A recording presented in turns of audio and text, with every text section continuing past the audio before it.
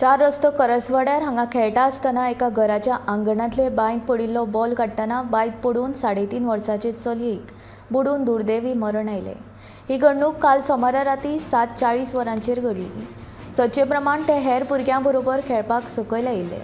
भुरगीं खेळटा आसतना ताचो बॉल बांयत पडलो। ती बांय 30 ते 35 मीटर खोल आशिल्ली। हे बांयक लोखणाची जाळी आशिल्ली आनी भितर देवपा खातीर एक ल्हानसो बुराक दवरून ताचेर लोखणाच्या जाळयेचें झाकण आशिल्लें। तें झाकण मातशें सरकून दवरिल्लें। मयत चली बॉल हाडपाक गेलें आनी तें झाकण सरकिल्ल्या बुराकांतल्यान सकयल पळयत आसतना ताचो बॅलन्स गेलो आनी तें बांयत पडलें। घडणुकेची खबर मेळटकूच म्हापशेंच्या उजो पालोवपी दळाच्या जवानांनी घडणूक थळार धांव घेतली आनी बांयत देंवून ते चलयेक भायर काडली। उपरांत ताका उपचारा खातीर म्हापशेंच्या जिल्लो हॉस्पिटलांत दाखल करतकूच दोतोरांनी ताका मरण आयिल्ल्याचें जाहीर केलें।